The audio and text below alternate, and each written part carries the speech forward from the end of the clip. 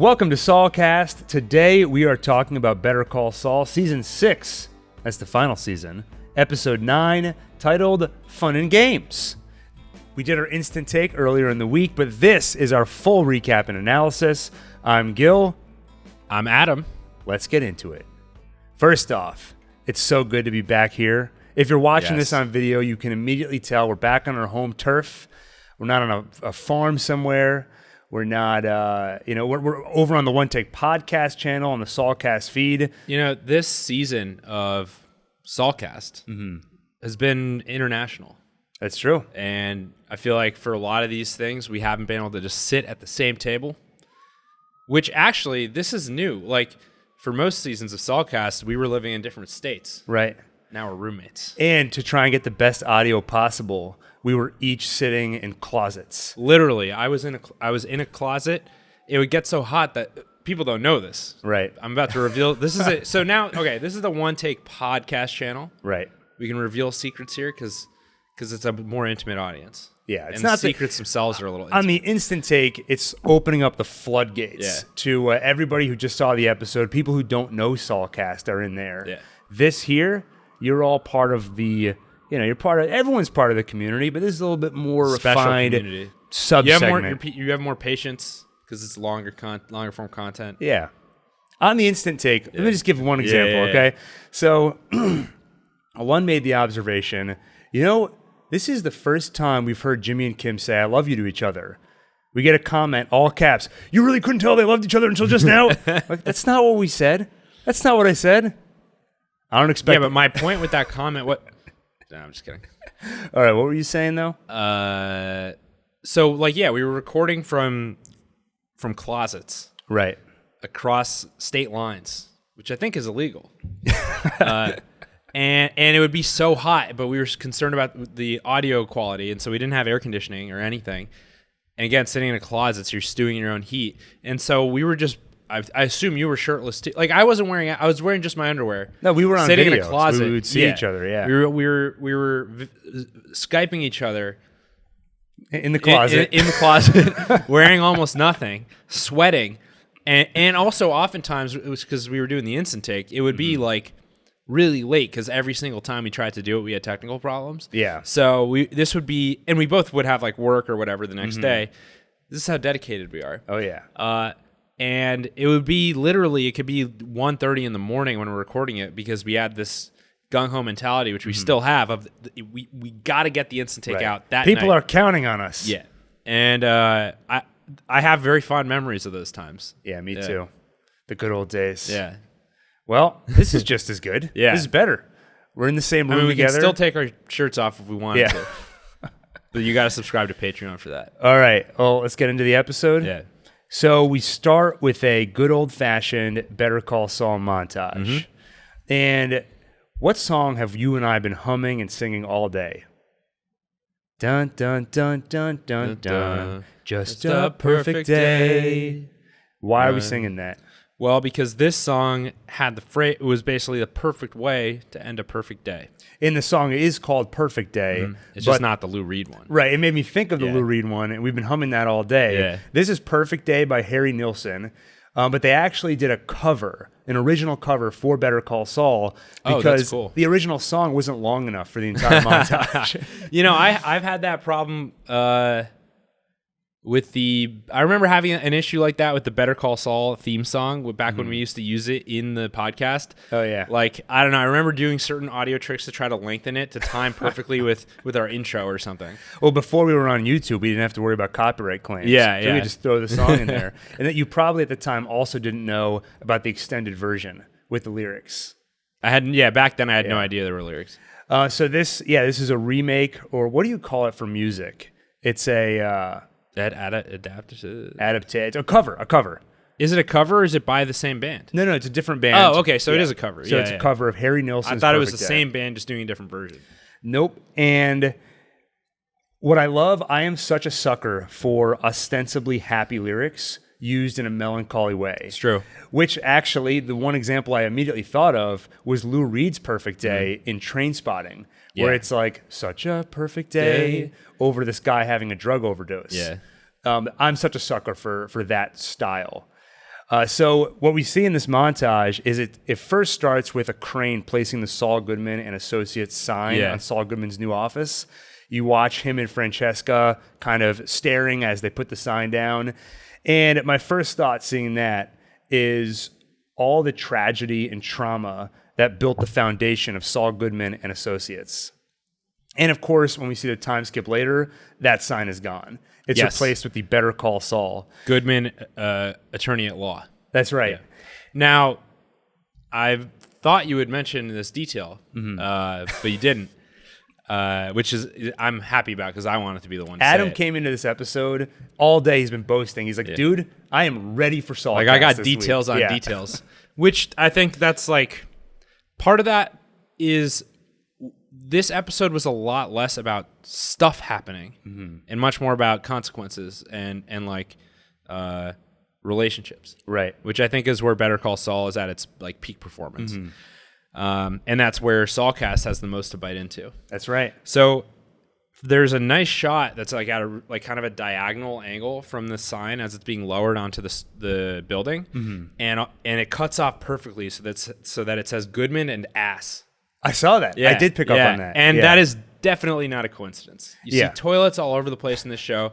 I picked up on there's dumpsters. I picked up on another trash can in this show that was put there on purpose. And so Goodman and ass, like the show is almost making fun of him a little bit. It's poking fun at this guy.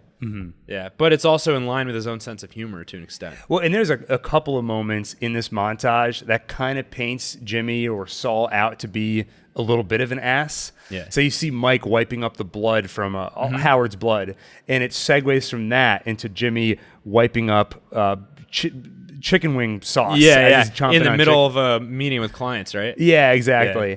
So it kind of makes him like it's so serious. Everybody is traumatized, Mike and Kim, but you cut to Jimmy and his business as usual, which we've seen that's his coping mechanism, right? When he's faced, food, yeah, exactly. When he's faced with something difficult or traumatic, his coping mechanism is to bury it and just put on a big smile. Yeah, we saw, which is like even in the. I actually always thought these ads were a little on the nose, but where it's like you see Saul Goodman or Jimmy McGill like with the mask, you know? Jimmy McGill's black and white, looking very sad, literally frowning. Yeah, and then holding a colorful Saul Goodman mask over it. It's a little bit too like on the nose. It kind of reminds me of, Gil and I reference this all the time. We make jokes about it because it felt so ridiculous. But back when Breaking Bad was on the air, AMC would have these promos for it that featured little segments that were not from the show. The actors were just doing like a 2-second clip just to use as a promo. And one of it is footage from inside the dryer with all the money going around as Walter White is drying it. And he opens the dryer and reaches in and goes, "I've heard enough out of you." Yeah, he kind of pushes a rag up against the screen. Yeah, but he's like just reaching into a dryer. Like the whole thing felt really silly and kind of dumb. Like, it came from marketing. It didn't come from writers of Breaking Bad. And to this day, I would say multiple times a week, one of us will just be like, "I've heard enough out of you." I'm going to find that clip if I can. And you all can have the same kind of fun just referencing that ridiculous clip. The one with the mask, I think it is actually better than that. But it did remind me of it. I would have a problem with it if it was on the show itself. It's like he's trying it on for some reason. Kim, Saul Goodman is a mask I wore. It was never who I truly was. Yeah. Like this mask right here. Yeah. I have an example to make it more obvious to you. And then Right. Yeah. So we'll talk more about the idea of Jimmy dealing with trauma by putting on a smile. It's definitely going to come up. But what else do we see in the montage? We see Jimmy and Kim going about their days. Jimmy using Saul Goodman antics, like putting that neck brace on the guy. Kim helping people. You see her getting thanked by the family of one of her clients. And then, as I mentioned before, Mike is cleaning up the condo, hiding the evidence of Howard. You see him grabbing all the Post-it notes. It's another moment of just, you remember where this all started. Well, and Mike grabbing the Post-it notes kind of... He doesn't look neutral when he's doing all of this. He looks pissed off. As expressive as Mike can be. I mean, even in his dying moments, he really wasn't that expressive. Right. But he's not happy to be doing this. I think he sees it as so pointless. the whole thing didn't happen. None of it had to happen. Right. He knows why it happened, and he knows it's just more unnecessary death. Mm-hmm. And I think this is kind of the thing that puts him in the headspace to later go speak to Nacho's father. Right. On top of everything you just mentioned, he also probably feels some responsibility because he is the one who took the people off of Jimmy and Kim. They weren't being watched. Right. And Kim yelled that at him, right? Where were you? And it's like, Kim, this is kind of your fault, at least partially. Yeah. We finish up the montage. Oh, I just want to say ahead. we did get a little... One actor that's been making a lot of cameos lately is the Goldfish. Oh, so yeah. we saw him wiping blood off the tank. Mm-hmm. Something's going to happen to that tank, or it's going to have some kind of fate. Right. I don't think it's going to be left up to the imagination. It might disappear in the time skip. Yeah. We'll see. A lot of things were victim to that time skip. That's true. Where did Jimmy get the Statue of Liberty? We'll never know. You mean the giant inflatable one? Yeah. Yeah, I have no idea where you got the exact same one as the Kettlemans. One of this shows, it's like there's what was Gus up to in Chile, and there's where did the Statue of Liberty come from? Exactly. Both equally mysterious and intriguing. The montage wraps up with Kim returning home. Jimmy follows, and they both look at where Howard was killed. And we see Mike burning the Howard evidence. He throws it all into a barrel, and you get that great shot, which later gets mirrored by a shot of Gus, where it looks up at Mike with the flames and Mike standing there in the darkness. So, this is one of the... This was an incredibly strong episode. Mm-hmm. It felt like a real return to form overall. Every time I have a criticism, I feel like I have to preface... But I really mean this. Like, I absolutely loved this episode, and I feel much more enthusiastic about it than I have about any other... So you have a criticism of this scene, of the fire? Yes. Can I guess what it is? Yeah. So apparently they thought the fire looked better if they played this shot in reverse. So technically they filmed it and reversed the footage. Really? Is that what bothered you about it? Yeah, because it looked too reverse. Wait, they actually did that? No, I'm just kidding. No, sorry. They did actually do that. Oh, that's cool. That's interesting to me. Yeah, but they said from a that the filmmaking way the perspective. sparks looked, Yeah. they thought it looked better playing it in reverse. And the weird thing is, how would that even occur to someone to try? So that's a cool tidbit. I like that. Well, I think they've used the tech. They mentioned they've used the technique before, but if no character is moving, if no character is speaking, you could reverse the shot and nobody would know. You know, we should try that with Saulcast at some point. Might be better. Yeah. Oh, yeah. All right, so go ahead. You had a criticism. Well, okay. Yeah. This scene kind of encapsulates what's some of the things that have bugged me about the season overall, which is you get these sequences that feel extremely cliche and unnecessary. In this case, why does he have to go out in the middle of nowhere? Like, at the time, it felt fitting, but as it was happening, like toward the end of the scene, I was like, wait a minute. There's a million ways to get rid of that. I feel like they just did it because they've seen it done in other content. Like, to have him in the middle of nowhere burning stuff. Where did he get the barrel? Did he drive out there with a barrel? Like, could he just burn it at home? Maybe it'll get seen. Okay, what about just like shredding it? Okay, maybe that's not safe enough. You know, I could be talking myself into thinking actually it makes sense. Right. And it's really not that strong of a criticism, but okay, you know what? I take it back. I think it does make sense because especially it's New Mexico, so no one would have a fireplace. So I'm live. You're live seeing someone change their mind, which is something you'll never see for most humans, by the way. Yeah. But what I will say is the fact that I'm harping on this is one thing that's like an unfortunate residue of some other scenes that have happened that.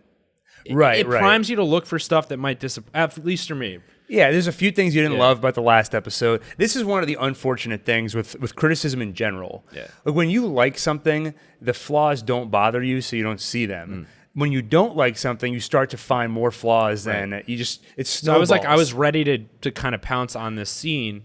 After last week not liking a couple things. Right, and now I can tell actually that was kind of more of just an emotional thing because once I have to talk it out, right, like Better Call Saul therapy, sort of. Yeah. I realize it actually does make sense, even if it felt a little bit like a trope. Right. It actually made sense. You see that? Yeah. That should endear more people to the podcast. It was a very human moment. When you handled the criticism better than last week, where you pronounced to the world that you're a better writer than Vince Gilligan.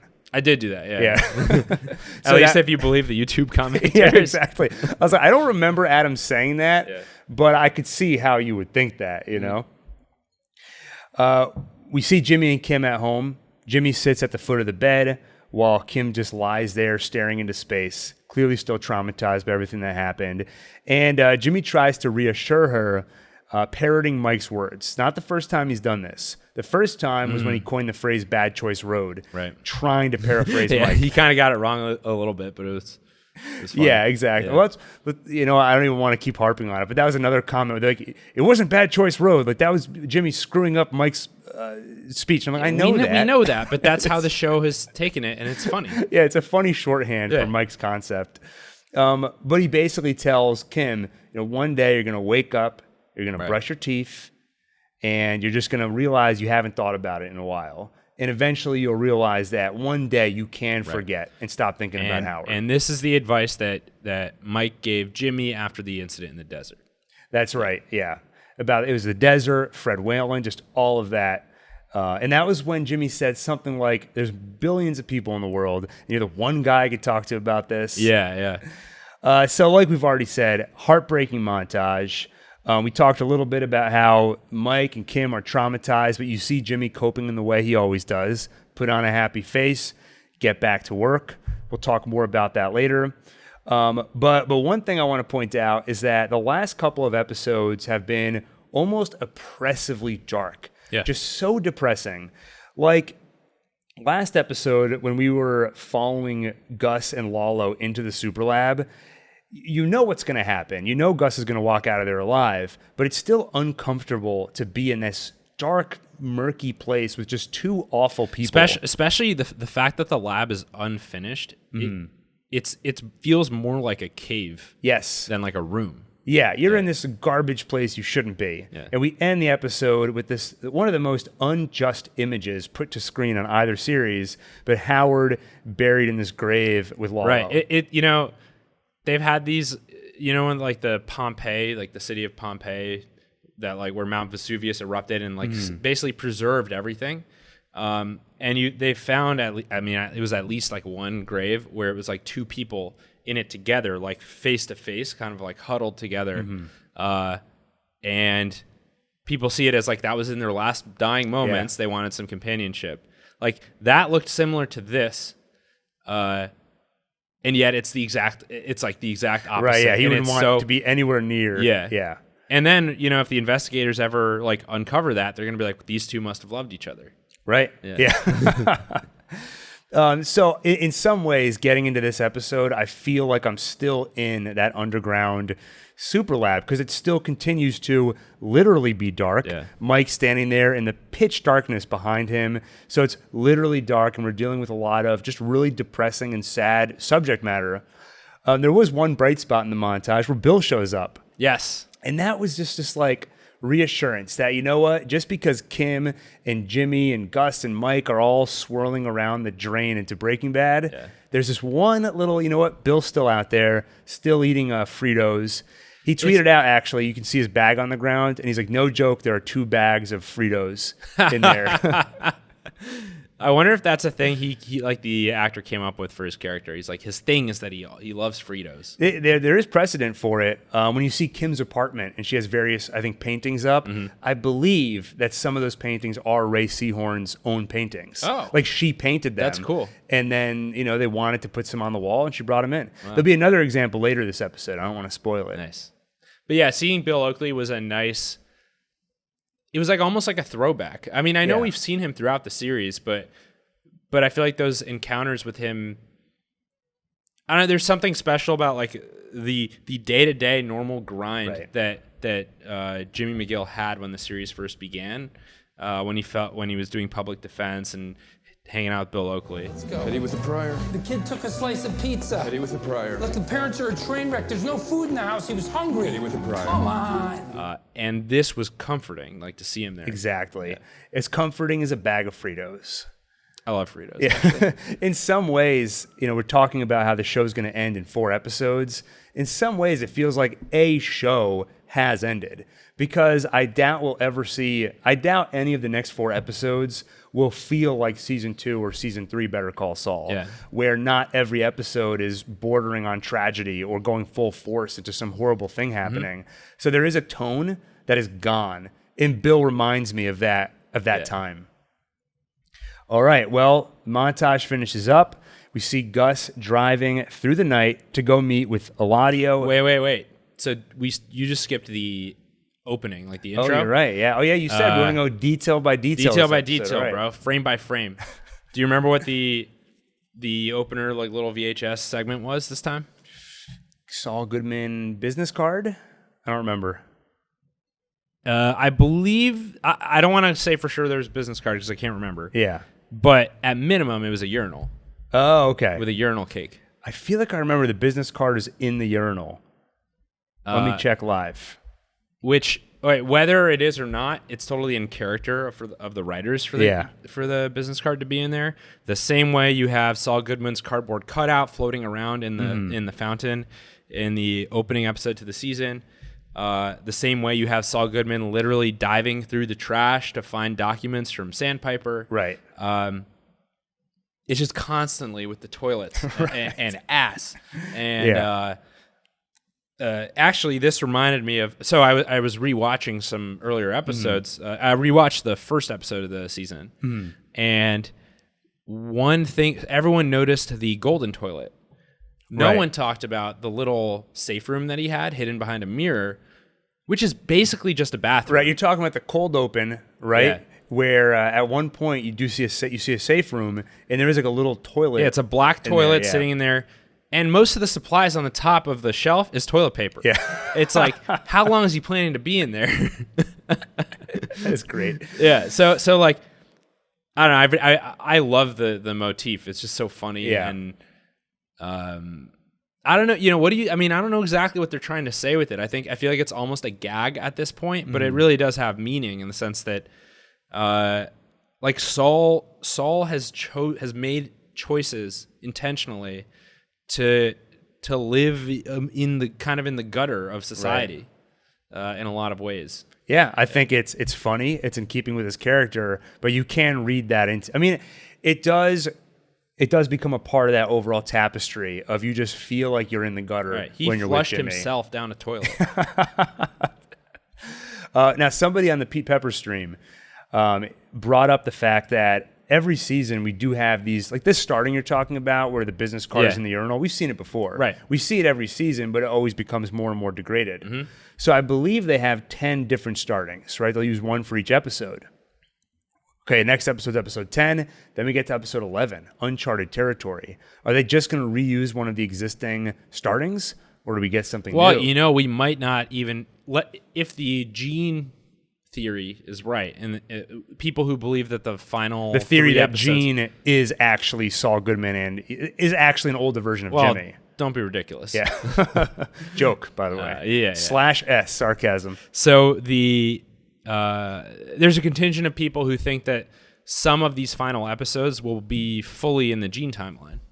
I'm agnostic on that, but if that's the case, it almost doesn't make sense that you would have this kind of start. I think they might still do it anyway for consistency, but the tone was sort of set that like one of the reasons you're seeing this starting is at the very beginning of the entire series, you see Gene sitting down to rewatch these old VHS tapes. But now if you're caught up in the present, in the Gene timeline, that sort of falls apart. Right. They might just do it anyway. Yeah, you're saying maybe there is no starting. No starting. Yeah, that would be cool. But it gives us like an extra 8 seconds of the show, which to me is valuable. Exactly. Yeah, only 4 episodes left. That hurts to hear. It's sad that it's coming to an end, but also exciting. True. So Gus driving down a dark road in the middle of the night to meet with Eladio and the Salamancas. And you can tell something serious is going down. You see all the cars there, and then you see the twins and Hector sitting together. You see Eladio, you see Bolsa, and there's kind of a mini trial where Hector has made a very serious accusation against Gus, which was dictated to the twins letter by letter. How many hours do you think that took? We could probably calculate it. It's probably, 30 seconds a letter? And it was It's not that long. A. Ding, ding, ding, ding, ding. No, he can't ding that fast. No, he can. He can ding pretty fast. Well, no, I think the way Lalo did it is Lalo would say the letter. He'd be like, A, B, ding. Okay, B. I see. Yeah, so it could be an average of 15 seconds I think it's still over it, but I'd say 200. this is the full take, so I think it could be about an hour. I think it probably took about an hour. Yeah. Good thing the twins are basically just robots. Yeah. Yeah. Okay. Arnold Schwarzenegger, Terminator. That's what he's brought in for, is to dictate this letter. Oh, God. So the accusation is that, this is crazy, but the accusation is that the attack on Lalo was orchestrated by Gus. Mm-hmm. Lalo survived, went after the Chicken Man, but was ultimately killed. And Hector begs Eladio, look into Fring's eyes. There you will see the truth. The Chicken Man hates you. All right. I thought this scene was awesome. Me too. I wonder if Hector, like if you really thought about it, could find more concrete evidence that Lalo called. I think that would be hard because even if he's like somehow gets the records of calls to the nursing home, you got a call probably from some random burner or like, I forget, maybe used a payphone or something. Like, who knows? So I think he did the best with what he could do, especially like it's easy to neglect it at this point because we're so used to it after Breaking Bad and this whole series. But he's extremely, extremely disabled. Yeah. I mean, imagine only being able to communicate with your one index finger. Yeah, and watching Eladio make fun of him. Yeah, I ding. I kind of feel bad for him. I wrote to a certain that. extent. Yeah. Wait. What did I write? Let's see this. Right here. Almost feel bad for him. Wow, look at that. Well, the funny thing is, Lalo did such a good job of covering up his own death. He completely hung himself. Exactly.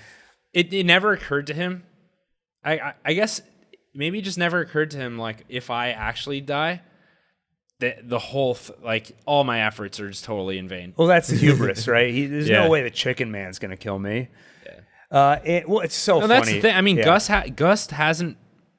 It's easy to forget, but he hasn't fully established his reputation yet. That's true. Like this is, he's not a Don here, right? Everyone there gets referred to Don Hector, right? Like Don Eladio, Don Bolsa.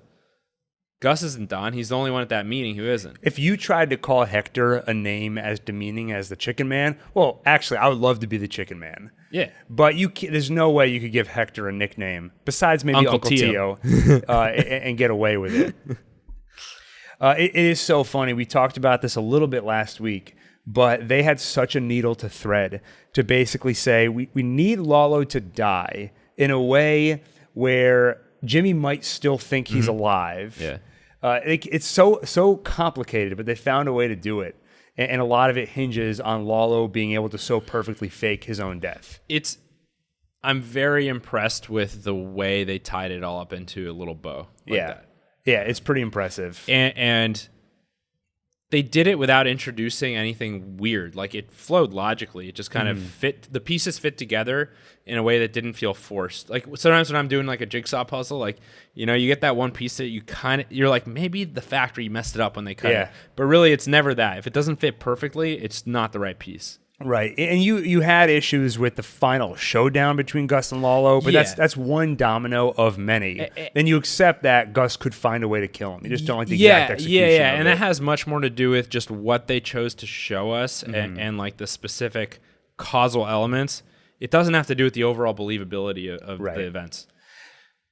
One thing to add at the beginning of this scene is when Gus and Eladio are talking, and they're kind of far apart, standing by the fire. First, the camera's focused on Eladio, and then it cuts to Gus, and the camera pans until the reflection in his glasses is just fire. Oh, that's cool. And it fits perfectly with what... This was before Hector told Eladio to look into his eyes, but it still fits perfectly. You look into Gus's eyes, and you see fire. I really like that. And I don't know if you caught this, but this pool, this is the very same location where Max was killed. Who's Max? Yeah. What show is this? So yeah, Gus doesn't even respond to the accusation. Yeah. And Bolsa looks so serious. Yeah. He's like, you have to speak. And he's like, I don't think this merits a response. Right. Which that's the best thing you can say when you want to be believed, but are also lying. Right. Because if you're a liar and somebody accuses you of something, you start to poke at the details of it and be like, oh, how could I have been there if I was here? No, if you're accused of something and you want it to sound like you didn't do it, I'm not even going to respond to that. That's crazy. Yeah. Especially if people sweating profusely, that's how you know you're innocent. Right. Yeah. Well, I just make sure I'm sweating all the time, so it could never be used as a tell that I'm lying. But like we said, I sweat all the time too, but just because I do. Gus's alibi is ironclad. The twins think they saw Lalo's body. The dental records matched. No one witnessed the phone calls from Lalo to Hector. Right. There were records showing Nacho receiving money from the Peruvians, implying they were behind the hit. So basically, Eladio shoos Hector away. Right. It would be, for people who aren't that intellectual, it would be easy to look at Hector's state, and not only is he an older guy now, but he's in the wheelchair. It's hard for him to communicate. It'd be easy to assume his mind is going a little bit, or even just the grief. Like, people can actually hallucinate, like, the voice of deceased loved ones. Right. And if it happens within the first month or two of the death, that's considered medically normal. Mm-hmm. So in this case, it would be you have every reason to write off Hector's ramblings as just nonsense. Right. On top of everything you just said, there was a very intense rivalry between Hector and Gus. Mm-hmm. So he would say anything to get back at Gus. Yeah. So Eladio sees it and he get out of here. Yeah. And so they carry him off while he just keeps dinging his bell. Yeah, that's when I did feel kind of bad for him. Yeah. It's like, I mean, even Gus, you sympathize with him at times, and you have to remind yourself some of the awful things he's done. This show does a great job of putting you in people's shoes, and that's what you have to do. Even if you don't like a character, you need to understand what they want. You need to understand the obstacle, and you should be able to empathize with them to some extent. Right. And I think even Hector in this scene, it's hard not to feel something. Right. I mean, every ding of that bell was him saying, "Put me down." Right. I had to refrain from cursing. Yeah. Because he lost his nephew. Yeah. Somebody he lost his nephew, about. Someone he loved. Right. Mm-hmm. And it's one of those situations where it's like no one believes me. Right. I'm the only one who knows the truth, and they're literally just picking me up and taking me away like a piece of meat. Yeah. Yeah, like a piece of dry aged, Yeah, but let me go down and say Hector's an awful, awful human being. He's horrible. I think it's fine. Yeah. And then another little, I like learning about the ins and outs of the criminal world. That's why the very few scenes we've had with Madrigal, for example, throughout the series, I love learning about that. I love thinking about the larger system of crime behind all of this. And it was interesting to learn that Bolsa's brother is because we knew they had ins with the Federales. Oh, right. Bolsa mentioned that it's his brother. Mm-hmm. At least that's one of them. So his brother is the one who said the dental records match. And, gotcha. I mean, how are you going to dismiss that? Right. You know? It's one of the reasons I like this scene so much is it's another one of those scenes where we know Gus is going to walk out of there alive. Of course. But they do everything to just ramp up the discomfort of being there. I mean, the score is crazy. Again, you're in all this darkness. It's so unusual to see all of these people gathered. So just visually, it sets off alarm bells in your mind. And usually that setting it's daytime. Mm-hmm. It's like a party zone. True. There's music. Someone's bringing Eladio a gift. Yeah. He's like making love to a pile of money or a car or something. Yeah. But ding, ding, ding, ding. One of my favorite He's moments. like, he didn't want that to ruin his breakfast. He is so good. He elevates that scene. Yeah. He's so awesome. Yeah. He can be so intense and then make a joke. And you kind of feel like a fly on the wall. Like you should not be seeing this conversation. It's like what you said about seeing the ins and outs of the criminal underworld. Mm-hmm. So even though you know the outcome, it's still a great scene. And it's uncomfortable to be there. And the relief that Gus feels leaving that scene and then going to unwind for a bit you're right there with him. You're Totally. in his shoes. Yeah. So Gus returns home. He heads underground. Well, I just would like to add one last thing is in that the last thing we see in that scene is Gus staring at the exact spot where his lover, where he died, right in front of him. He looked into his eyes as his life was taken with from Hector's boot on his neck, forcing Gus to look. That was by far the most influential experience he's ever had in his entire life. And it basically solidified his only purpose for life being vengeance. Right. And there he is looking at that spot. And as Eladio mentioned, you know, he saw hatred in Gus's eyes. Yeah, a little bit. A little bit's right, okay. A little bit. Yeah. It's hard. Eladio kind of is. He's a little bit likable, like the way he talks about that. But yeah, the intensity right there, and it's really hard not to, like, this episode humanized Gus in a way that I thought was impossible. We're going to get to that more shortly, but I used to think that something like a prequel about Gus would be a little bit of a stretch or harder to pull off because he's so unhuman. Right. He's so seemingly sociopathic. And I'm starting to feel a little differently. Yeah, no, I agree. This episode did a lot in that direction. I think he's someone who had his life ruined not just by the loss of this person, but by the fact that his reaction, like his coping mechanism, was vengeance, and that he never got over it. I mean, that ruined his life. Gus never appeared to be a happy person. Yeah, until a moment we'll see later, shortly after this part of the episode.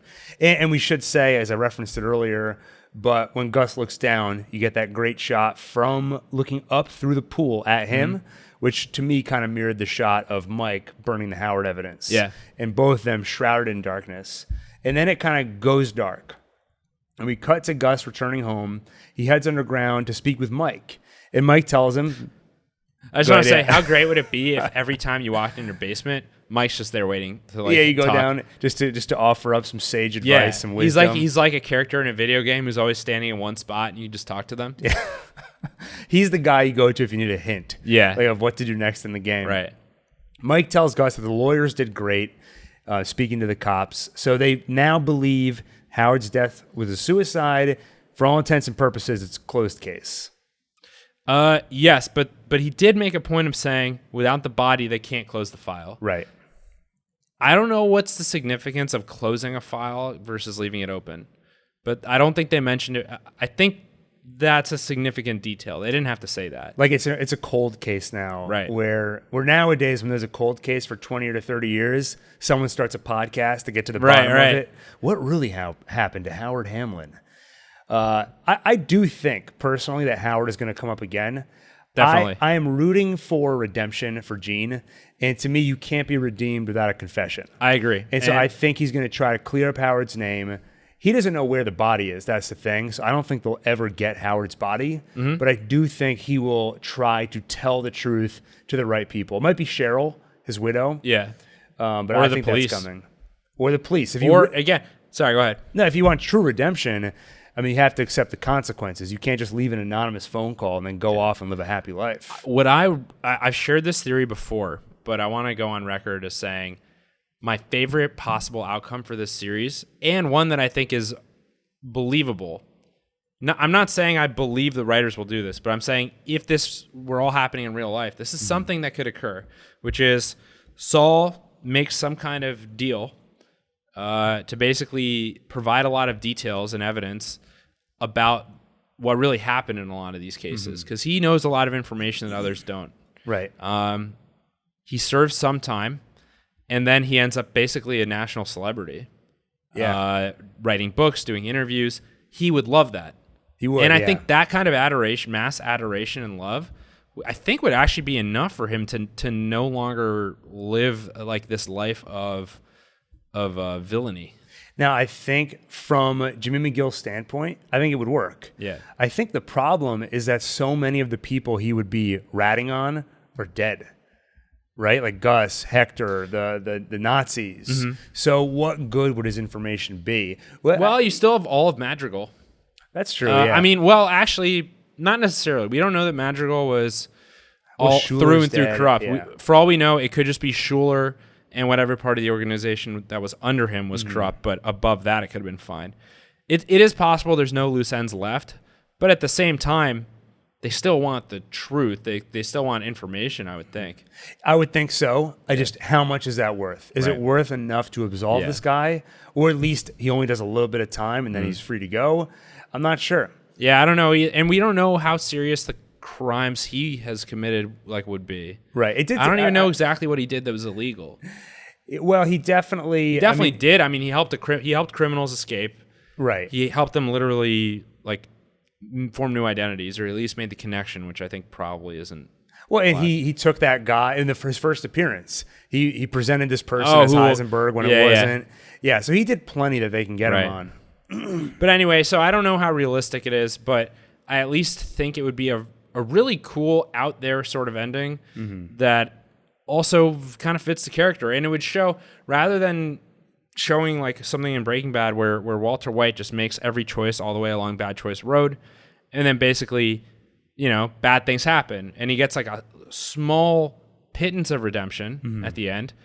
But this would be a really unique, different kind of ending, and one that would fit the character. Yeah. Now, gun to my head, I don't think that's what's going to happen, but it would be kind of cool. I'll say this. Gun to my head, I would be pretty upset if it just ends with Jimmy dying.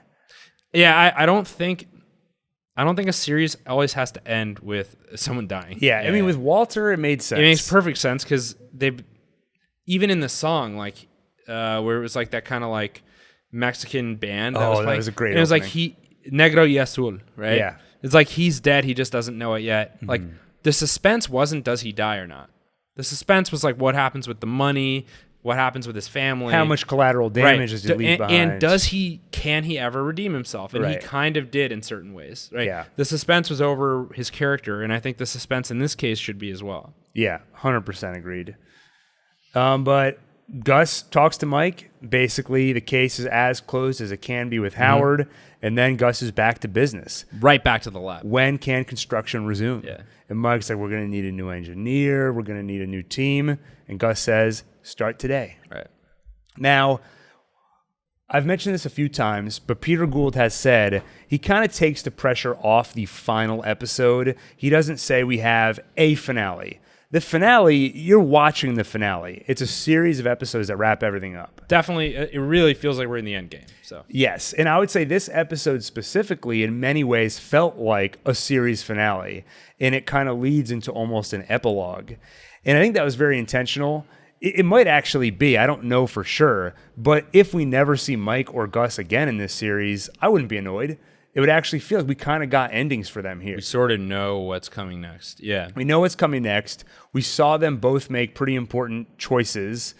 We know a lot of these characters end up, we know where they end up, but this episode added a lot of context to that. So for example, we'll get to it with Gus, but we get a better idea of what he gives up by dedicating his life to revenge, for example. So to me, that is almost the final statement on the Gus character and the choice he made that leads into Breaking Bad. They found a really realistic, not over the top, but really believable way to humanize him in my eyes. And to me, it totally fits his character. That so in the previous scene when he comes back to his house and finally this is all over. Yeah, he opens up the shutters. He lets the lights in. Right.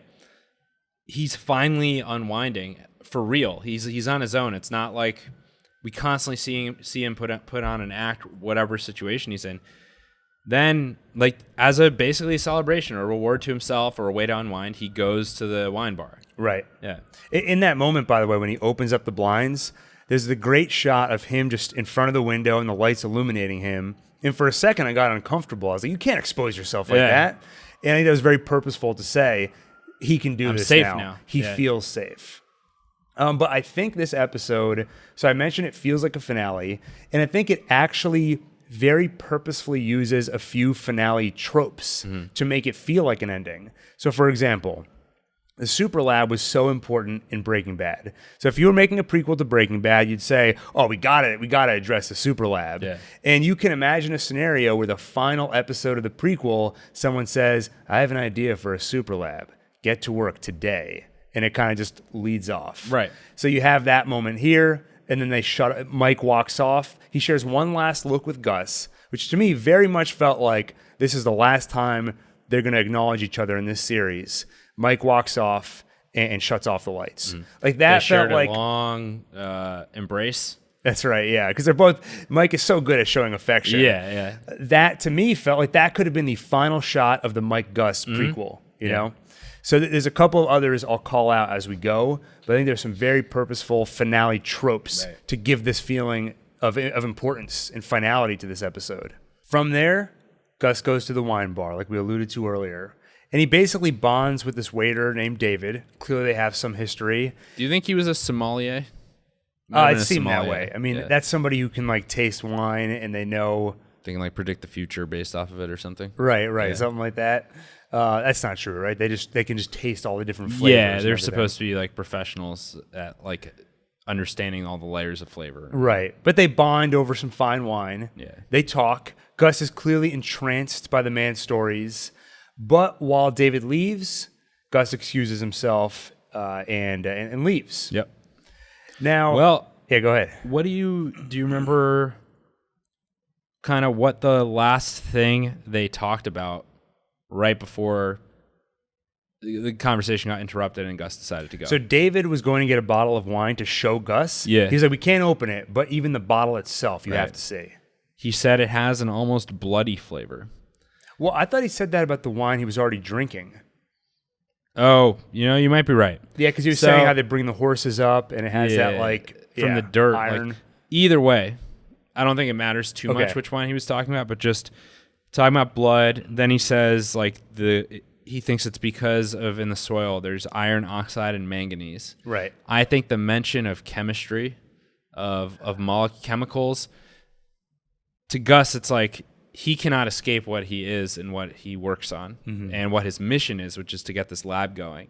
Right. I think that's part of what causes a stir in him where like very shortly after that, Gus takes a sip of the guy goes to get the other bottle, which he says some cowboy guy like rejected. Right. And Gus takes a sip and looks completely dead inside. Like I've never felt as bad as he feels in that moment because I think he's like truly depressed about the fact that this can't be his life. Like this cannot be like the true like oasis from what he does. There's no separation. Right. He knows who he is. He's this kingpin. He has a mission. He has to go get vengeance at any cost. He cannot have fun and games. Right. The name of the episode. Yeah. And he basically, when he's talking to David, there's flirtation there. And you see Gus smile. Yeah. Which is, the scene pulls you in immediately because you're seeing something so unusual. Right. First off, even in this episode, it sticks out because you're not in the darkness anymore. You're at a wine bar. It's a very unfamiliar location. You see this unfamiliar character, and then you see Gus smile, which you've seen the fake Los Pollos Hermanos smile, but not only that, there's almost is the meal to your satisfaction? Right, exactly. Yeah.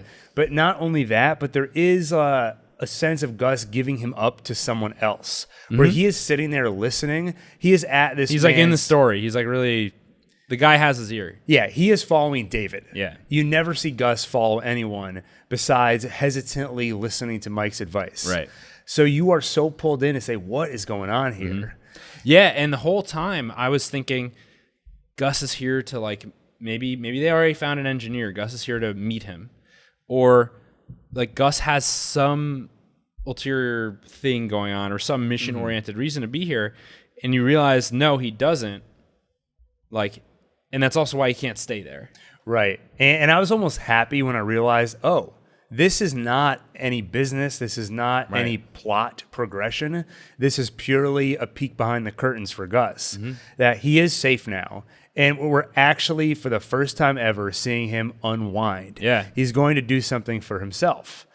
And it adds such an element of tragedy because I said earlier that this episode gives context to some choices that we know characters make. Mm-hmm. We know that Gus dedicates his life to building a meth empire and ultimately getting revenge for Max. Yeah. But here we see the cost of that revenge. We see that he is still capable of having a connection with another person. Yeah. I always thought when Max died, a piece of Gus died too. Mm-hmm. He was no longer capable of love or connecting with another human being, and now he's just sociopath. I'm going to get revenge. Right. But it's so much worse when in this scene you see that he is still capable of forming a connection, but he's choosing not to. Yeah. And that's when he looks dead inside because he says, I can't do this. Yeah. My life is revenge. I have to get back to work. But I love get back to work. Exactly. Yeah. I love your point though that maybe he wasn't sure.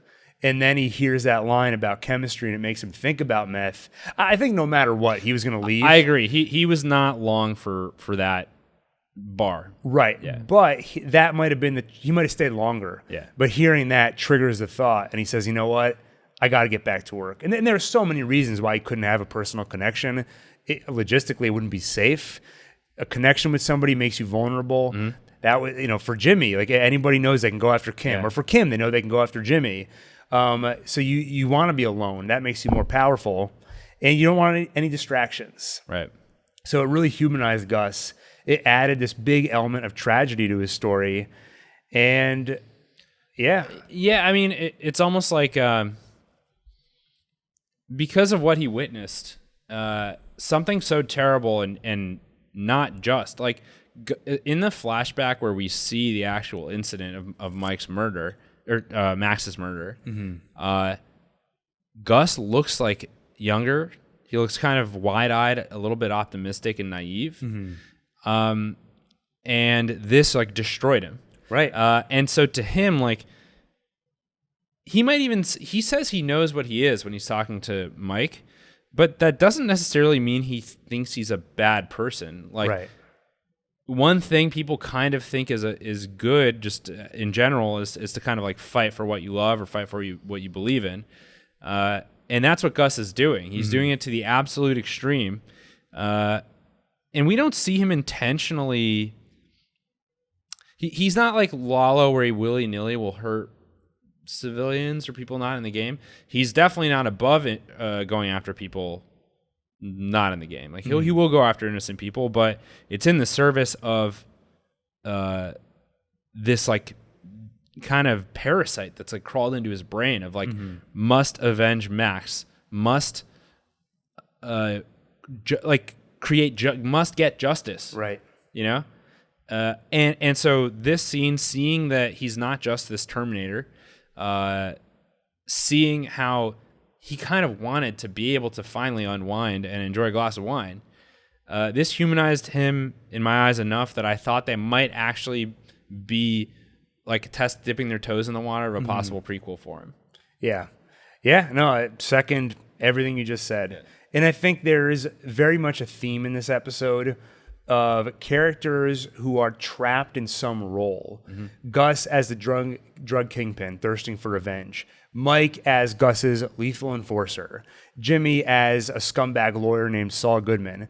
There are these masks, these roles that we knew about, but we get a lot more context. And here for Gus, the context is, what's the cost of that? Right. It's like he's doing it almost begrudgingly. Yeah. Which is amazing considering how far he goes with it and how effective he becomes. Right, exactly. And to me, that is part of why this episode felt so much like a finale, because it does feel like it's making these final statements on, like, you know Gus, but here's what you don't know, the cost of what he's doing. Yeah, and I love that. So I love this scene. Then we go to, and that's the last we see of Gus this episode. Mm-hmm. Maybe the last we see of him this series. I'm not sure. I doubt it. You think so?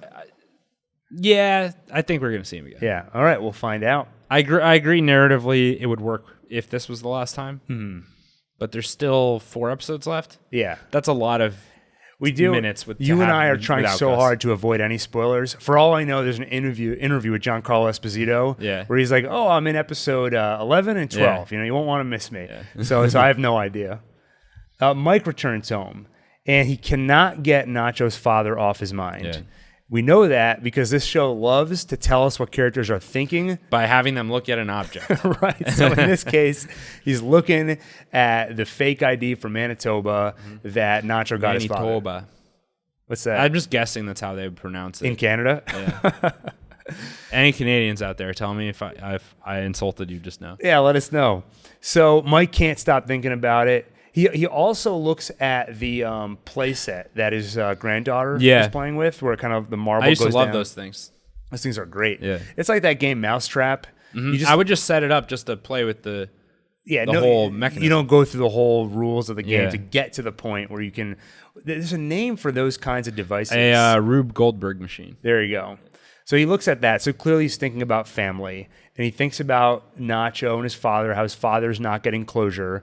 And we know that Mike has a history of dealing with this sort of thing. When the Good Samaritan got killed, the one that found the truck driver tied up that Mike left on the side of the road, that Good Samaritan was killed, didn't sit right with Mike, and he one day found the body and anonymously reported it to give the family closure. So here he's trying to do the same thing. He heads to the upholstery shop and tries to do that for Manuel, Nacho's father. Yeah. He tells Nacho's father it was over fast. There was no pain. And he reassures him, Nacho had a good heart. He just fell in with the wrong people, but he was never really like them. Yeah. And he adds, don't worry, justice is coming for the Salamancas. And Manuel says, justice? No. What you talk of is revenge. Yeah. When he says revenge, cut to a shot from the side where Mike is behind the fence, Manuel isn't. He's unobstructed, and clearly the visual metaphor, Mike is in a prison. Yeah. As on the nose as it was, I have no problem with it. I loved it. It was great. It looked cool. It was timed perfectly. I feel for both of them. Mm-hmm. And you see how Mike has this kind of event could be the thing that, we're talking about how all these things could be, in theory, the last time we see the character, right? And there would be no gap really left between them now, like at this point, and how they are in Breaking Bad. Mm-hmm. This could work for Mike too, because this whole time we've been wondering, how does he go from this guy who distinguishes in the game, not in the game? Mm. How can he maintain it for so long? How can he keep up this internal sense of justice, knowing that he works for a man who barely respects it, if at all, and knowing he has to regularly cover up for this kind of thing? Maybe he agrees with Manuel, but also takes the Gus approach, which is to say, he's right, but I also know what I am. I'm a guy. I don't seek justice. I have some sense of like what I think people deserve and don't deserve, but to see that as good in the grand scheme of things, not really. I'm perpetuating this whole thing. It never ends, is what Manuel says, and I think he's right. It's a cycle of blood for blood.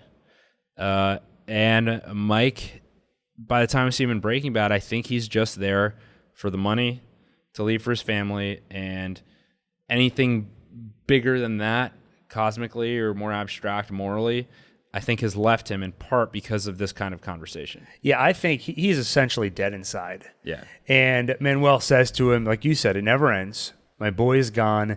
You gangsters and your justice, you're all the same. Mm-hmm. And in terms of putting these roles and these masks that these characters wear, in terms of putting those into context, here, I think it basically tells Mike the lesson that Kim learned, which is that you can have good intentions, you can have a supposedly good heart, but it doesn't matter. What matters is your actions. Yes. And Manuel tells him you're nothing more than a gangster. Mm-hmm. And it's sad. He is essentially imprisoned, but he's imprisoned by himself. Mm. He puts himself in this role. Like, could he walk away and do something else? He's a skilled person. He can choose another life. But I've been thinking. Do you think Gus would ever let him retire if he wanted to? I think I feel like maybe. I think he would. I think he has Gus's respect. And respect isn't always enough, right? Gus Yeah. said that Nacho had his respect, but at the end of the day, there were other forces at play where Nacho, for everything to work out in Gus's eyes, Nacho had to die. Yeah. But under the right circumstances, I think Mike could walk away. I think to some extent, Mike is punishing himself. Yeah. He feels guilty for all the things he's done. He feels guilty over his son's death. He doesn't deserve to feel better. Exactly. Yeah. And so he's imprisoned, like we see in that visual metaphor, by guilt, by that self-punishment. Grief. Very similar Yes. to Gus. 100%. Yeah. And I think you can see that this show does a good job generally of cutting between different stories, but having a continuous theme between them. And I think that is so especially true in this episode, like we've been hitting on. So another great scene here. Then, unless you have anything else to say about Mike, I think this is the last we see of him this episode. Yep.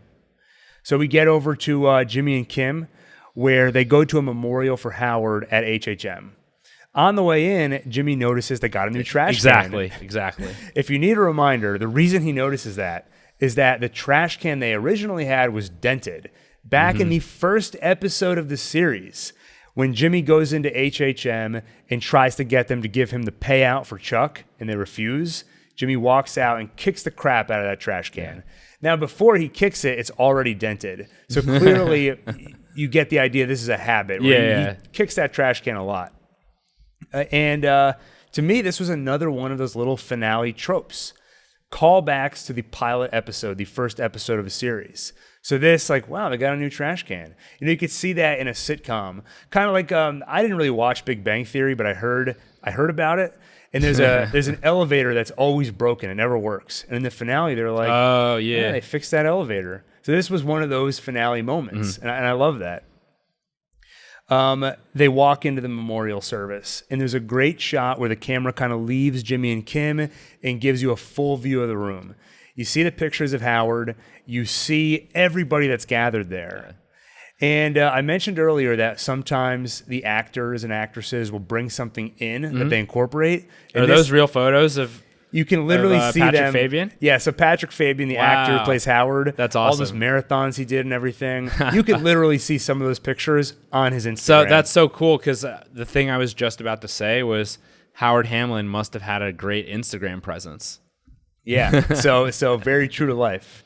I think they said all but one. So there was one picture they took for the show. I'm guessing it's the one where he's in his suit.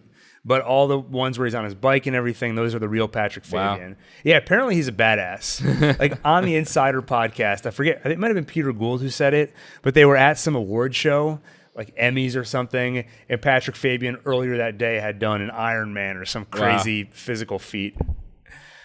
So Jimmy and Kim speak with Schweik. Oh yeah, I do want to mention, by the way, that shot of everybody gathered, this was another, to me, finale trope. So you have everybody gathered at this very familiar location for the last time. So saying goodbye to a familiar location right there. We're not going to see that office again. In fact, they even said that. They said this might be the last time we see. So Jimmy and Kim speak to Schweikart, and he says that HHM is downsizing. This is probably the last time we're going to be in this building. They're moving downtown and changing their name to, they're downsizing, moving half an office to Bruckner Partners. By the way, Bruckner Partners, the firm where Jesse's parents worked. Wow. No, that's a lie. That's a lie. Sorry. Wait, they weren't lawyers. No. Just as soon as you hear them say, what was it called? Yeah. I think Bruckner Partners. You're like, is that in Breaking Bad? The answer is no.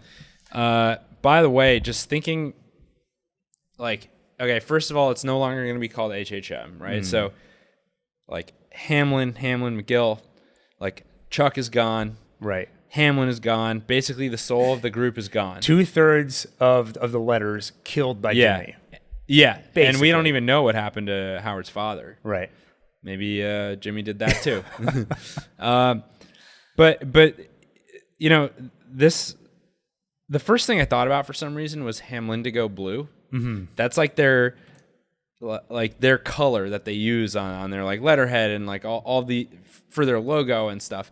And it just reminds you the pride that Howard took in like everything that he built, everything that he kind of shared with his father. And we don't really get too much into that, but I can only assume like that's part of it. Right. The pride he had in the name, Hamlin. And so it's just so unceremonious to be called Bruckner partners. Right. I mean, it literally sounds like you're just saying like boring partners. Yeah. Well, it reminds you just how much they took from all these people. Yeah. Chuck, you not only were part of the dominoes that led to Howard's death, you tarnished his reputation. And Howard, we already saw regret that he put so much of his life into building the firm, but in the process lost his wife. He said in the episode where he dies, he says to that kid who's like, one day I want to be remembered like Chuck, the greatest lawyer ever. And Howard says, maybe there are more important things. Yeah.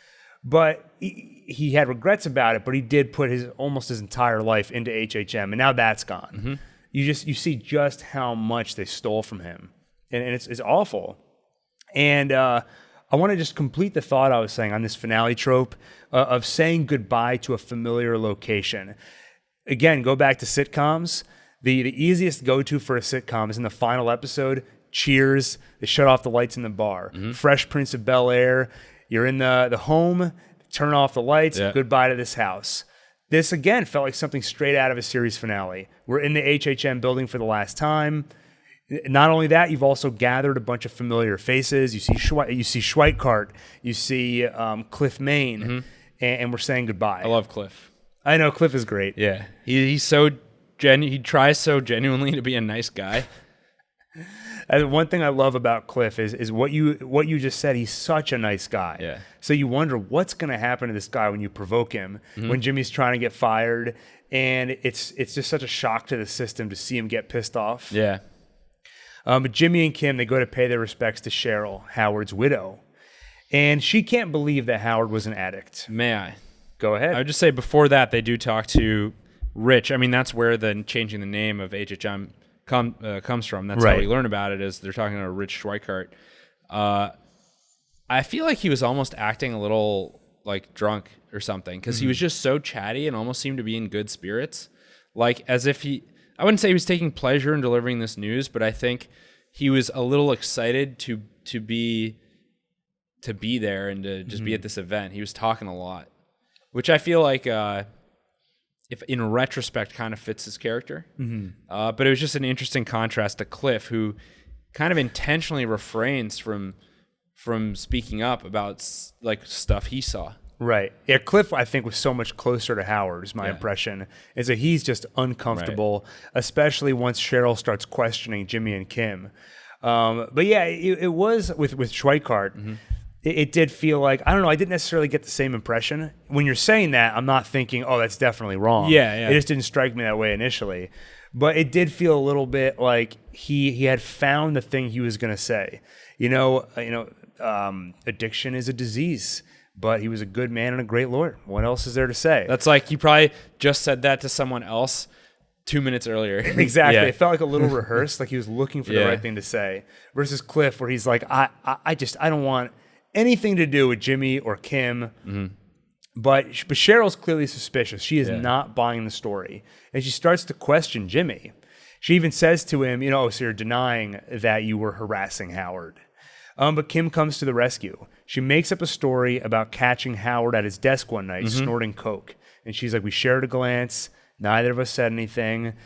And Cheryl... Then he yelled, I was in the pool!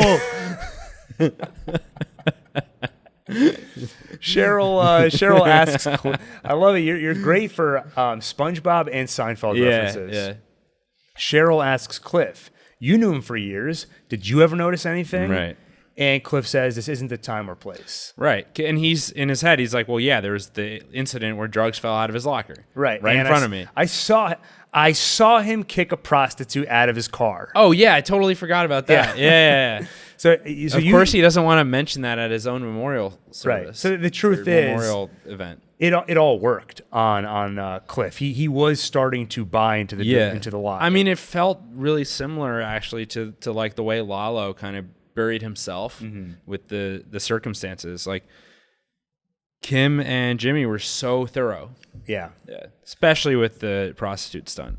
Right. And they're lucky that with Cheryl, she has been distanced from her husband. We don't know for how long, but she's suspicious. Yeah. But I think there's enough doubt that Kim's one anecdote here, to me, that filled in the blank. And I think Cheryl, part of the reason she broke down crying is because she ran out of like ways of dismissing the thing. Exactly. Right? She's starting to believe the lie, and she walks off. Well, you know, what's so like Cheryl seems like she's willing to like turn over as many stones as it takes to get to the truth.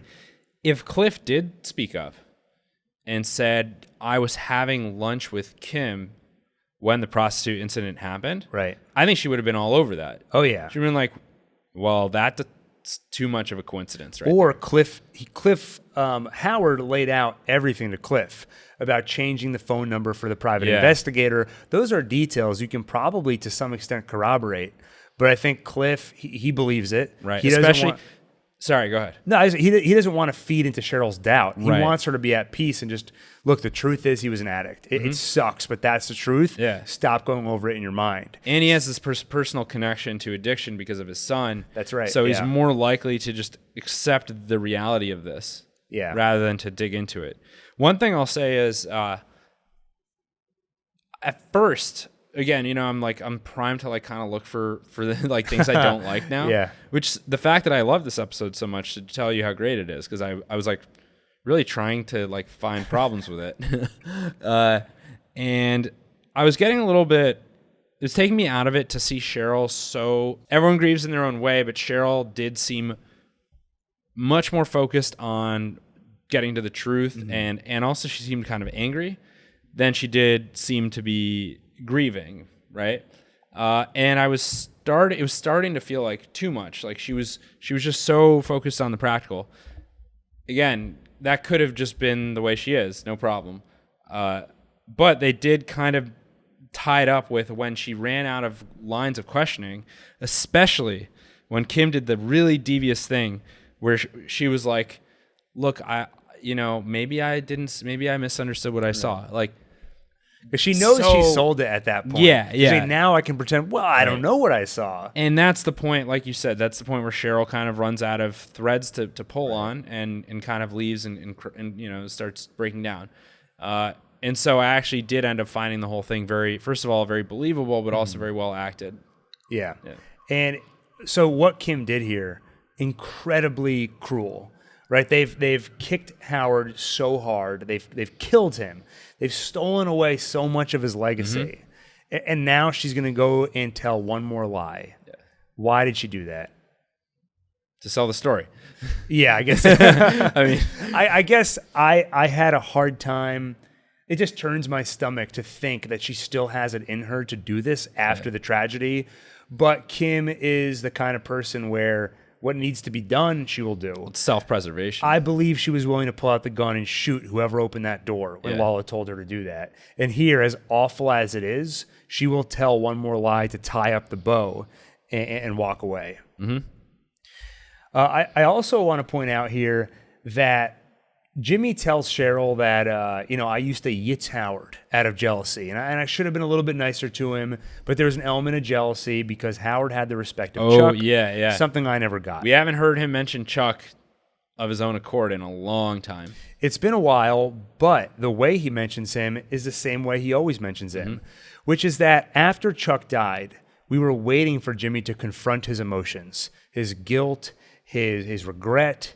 And anytime we thought he might be doing that, it turns out it was an act. Yeah. Season 4 finale, when he gives the board, when he's speaking to the board, and he talks about how he wanted Chuck to believe in him and all this, and then afterward he's like, that a-hole was even crying. Missing the fact that Kim was crying. So I keep waiting for him to finally, honestly acknowledge his emotions.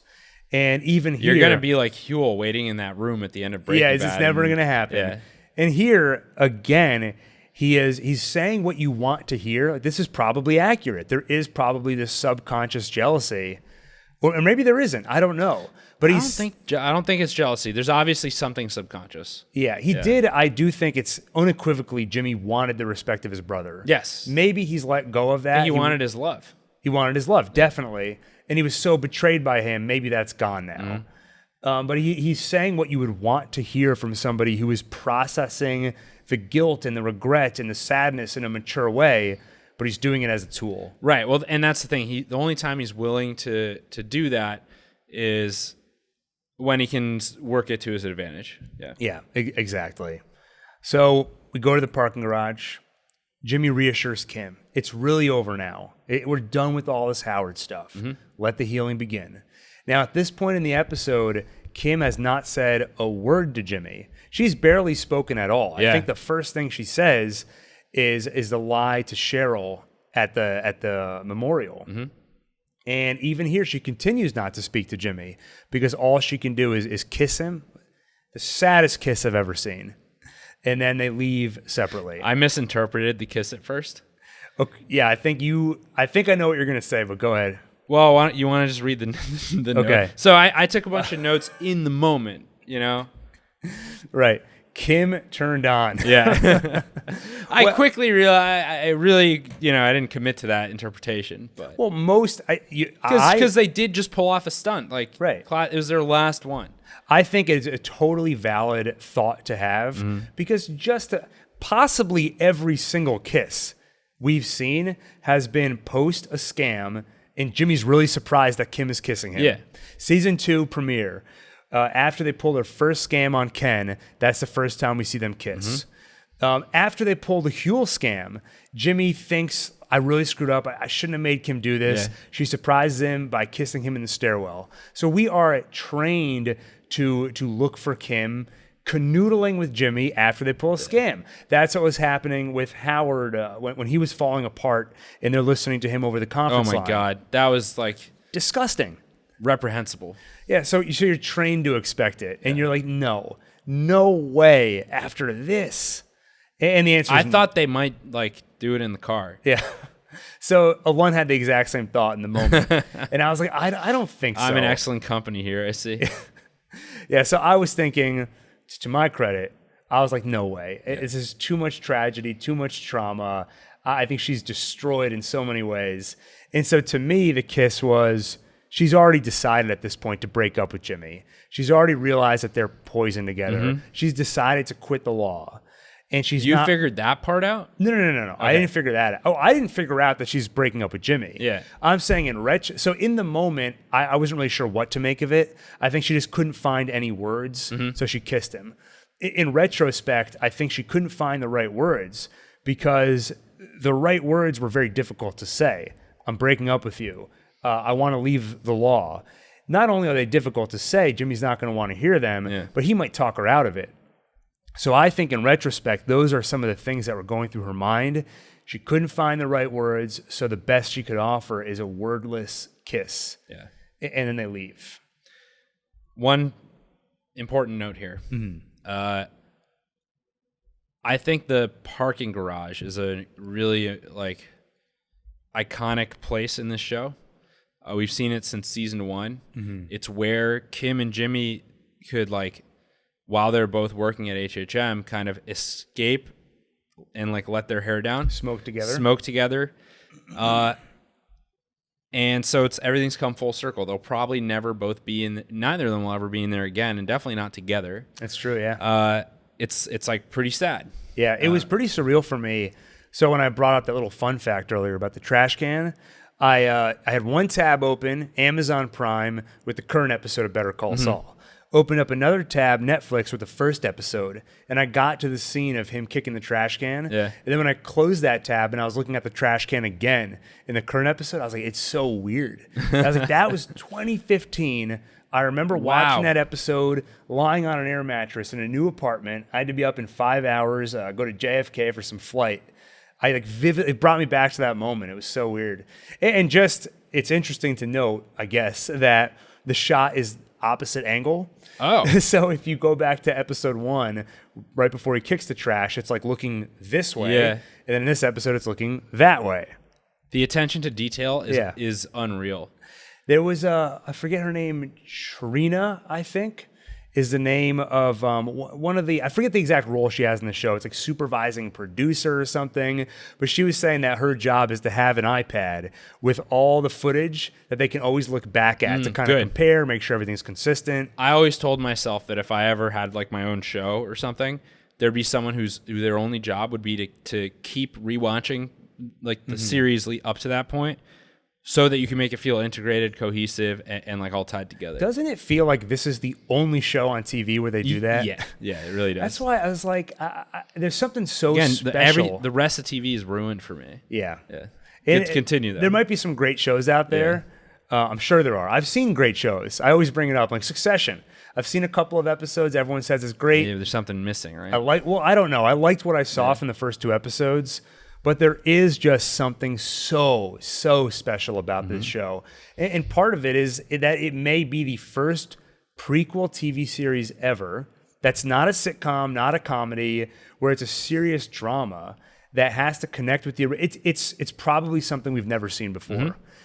So there's this unfair advantage it has. Yeah. But there is the attention to detail, like looking back at all the footage to make sure everything matches up. But not just that it matches up, but they also don't necessarily want to keep repeating shots unless they're doing it intentionally. Yep. They talked about in Jimmy and Kim's condo, they shoot in there so often, but it's such a small location that it gets tough to constantly find new ways to shoot in there. But they do.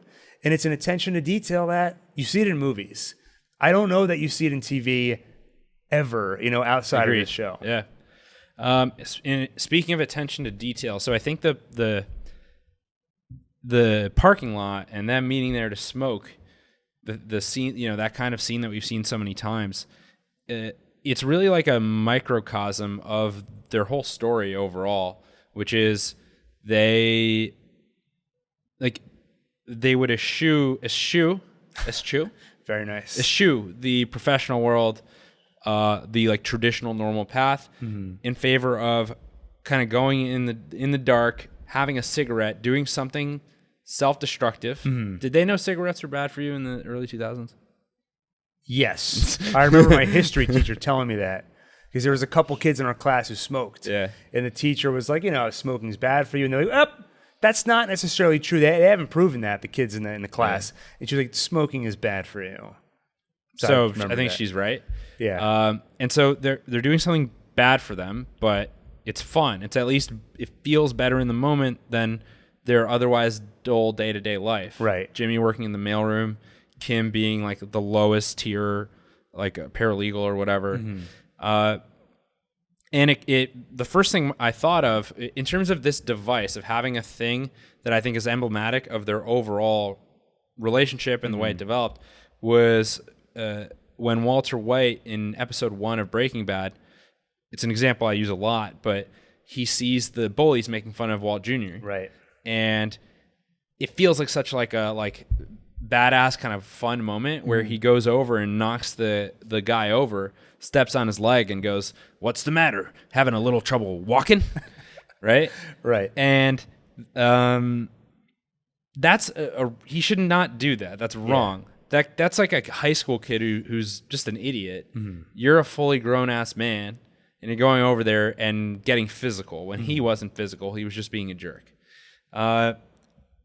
That's kind of symbolic of like Walter White felt like he was getting stepped on his whole life and not getting his due, and so he finally went and took it.